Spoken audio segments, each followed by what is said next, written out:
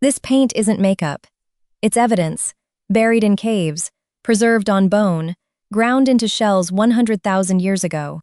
And what it tells us is stranger than fiction. For most of history, we assumed early humans were simple, focused only on food, shelter, and staying alive. But the deeper archaeologists dig, the more that assumption falls apart. In 2008, archaeologists found something in Blombos Cave, South Africa. 2 shells, abalone shells. Inside them, a 100,000-year-old paint kit, ochre, crushed bone, charcoal, mixed with liquid. This wasn't an accident. Making this paint required planning, gathering the right ingredients, mixing them in the right order. Scientists say this proves early humans understood basic chemistry minus 100,000 years ago. And it's not just our species. At a site called Maastricht de Belvedere in the Netherlands, researchers found red ochre used by Neanderthals, dated to as far back as 250,000 years ago. Long before modern humans existed, something in our ancestry was already reaching for color. But here's the disturbing part. Paint wasn't only for decoration. Scientists have found ochre residue used to tan animal hides, used to glue stone tools to wooden handles, even used, some researchers believe, as an early form of sunscreen and insect repellent. The same red pigment used on skin was also used to build weapons. One material, multiple jobs, all of them tied to survival. Some paint was for grief. Anthropologists studying tribes that still practice body painting today have documented mourning marks passed down for generations. Black ash, cut lines beneath the color, a visible signal worn for weeks that said, "This person is suffering." No one had to ask what happened. The paint had already told them. Now here's a fact that surprises most people. Ochre isn't just red, it comes in yellow from limonite, in white from chalk or bone ash, in black from charcoal or manganese. 4 natural pigments, 4 different messages depending on the culture. Some researchers believe certain colors marked illness, a way to say stay back without a single word. In a world with no medicine, that warning could save an entire camp. For the young, paint marked something else entirely, becoming an adult.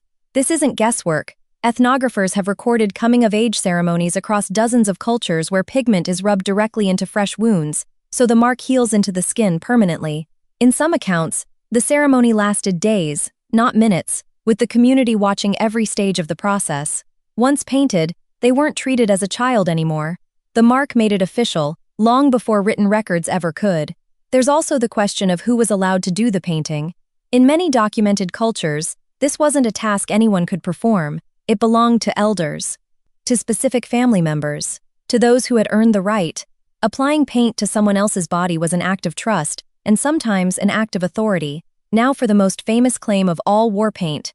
Roman general Julius Caesar wrote that ancient Britons dyed themselves with woad, which produced a blue color, and made their appearance in battle more terrible. This is where it gets interesting, though. Many historians now dispute this. Woad is a poor dye for skin. It stains badly and fades fast. Some believe Caesar exaggerated, others think it was tattooing, not paint at all. This is the disturbing reality of ancient body paint. We have real evidence minus 100,000-year-old paint kits, Neanderthal pigment use, coming-of-age rituals still practiced today.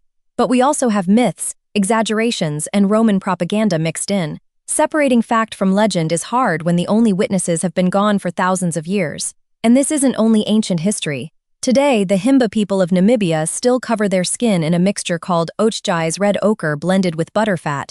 It protects against the sun, it repels insects, and it's been passed down for generations almost unchanged. What looks ancient to us is still daily life for some people right now. There's one more disturbing fact worth mentioning: the dead. Across dozens of prehistoric burial sites, archaeologists have found skeletons stained red with ochre, sometimes covering the entire body from head to toe. This practice appears again and again across continents, across thousands of years. No one knows for certain why. Some researchers believe red symbolized blood or life returning to the earth. Others think it was meant to protect the spirit on its final journey. Without written records, the true answer was buried along with them. Here's the part that should really change how you see this.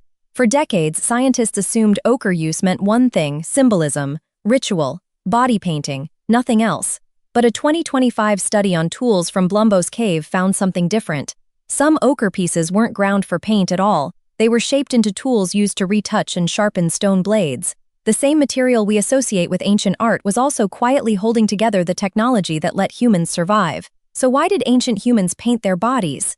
Not just for beauty, for protection from the sun, from insects, from disease, for grief, for status, for fear, real or exaggerated, and sometimes simply because the paint held their tools together. But the Blombos discoveries don't stop at that one paint kit. In the same cave, researchers found something even older, a piece of stone with a deliberate cross-hatched pattern, drawn with an ochre crayon roughly 73,000 years ago. It's considered one of the oldest known drawings made by human hands. Someone sat down, sharpened a piece of red stone into a point, and made careful, repeated lines on purpose. Not a smudge, not an accident, a pattern, planned and repeated, tens of thousands of years before the first city existed. Not far away, at a site called Nuba Cave, archaeologists found even more evidence of ochre processing. Hundreds of pigment fragments, some ground down, some shaped into crude crayons. This wasn't a one-time discovery. It was a habit, repeated across generations. And it raises an uncomfortable question for scientists. If Neanderthals were also collecting and using ochre, were they thinking the same way modern humans were? Some researchers say yes. Others argue the pigment had only practical uses for them, not symbolic ones. The debate is still unresolved. What we do know is this: the practice didn't fade away with the Stone Age. In Australia, Aboriginal communities have used ochre body paint for ceremonies known as corroborees for tens of thousands of years. White clay traces bones and skeletal patterns across the skin. Red and yellow mark clan identity, status, and connection to the land. These ceremonies are still performed today, using the same natural pigments their ancestors used. In Sudan, the Nuba people are famous for intricate, full-body paint, applied fresh for specific ceremonies and ritual wrestling matches. Patterns that took hours to apply, gone within days, recreated again and again because the process itself mattered as much as the result. Even rock art connects back to this same material. Famous cave paintings found across Europe and Africa were made using the exact same ochre pigments people wore on their skin. The line between painting a wall and painting a body may not have been a line at all. There's also a simpler explanation that often gets overlooked. Long before mirrors existed, paint may have been one of the only ways someone could actually see themselves. A reflection made not of glass but of color, chosen and applied by hand. Some anthropologists believe this act alone, marking your own skin, was an early expression of identity itself. Consider what that means. A being capable of imagining how it looked to others. Capable of deciding, deliberately, how it wanted to be seen. That's not a small thing. That's a shift in how a mind works. And it explains why this behavior appears again and again in places with no contact with each other. Africa, Australia, Europe, the Americas. Different pigments, different patterns, but the same underlying impulse. Humans independently, again and again, reaching for color to say something words couldn't.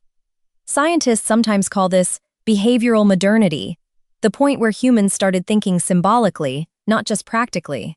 Ochre use is one of the strongest pieces of evidence for exactly when that shift began. Not tools, not fire. A crushed red stone mixed with fat and pressed onto skin. That's the disturbing part if you think about it long enough. The oldest proof of human self-awareness we have isn't a written word or a monument. It's a stain, still faintly visible, on a 100,000-year-old shell. So why did ancient humans paint their bodies? Not just for beauty, for protection from the sun, from insects, from disease, for grief, for status, for fear, real or exaggerated, and sometimes simply because the paint held their tools together. Long before written language, the human body carried its own record. And thanks to a few shells buried in a South African cave, some of that record survived long enough for us to finally read it.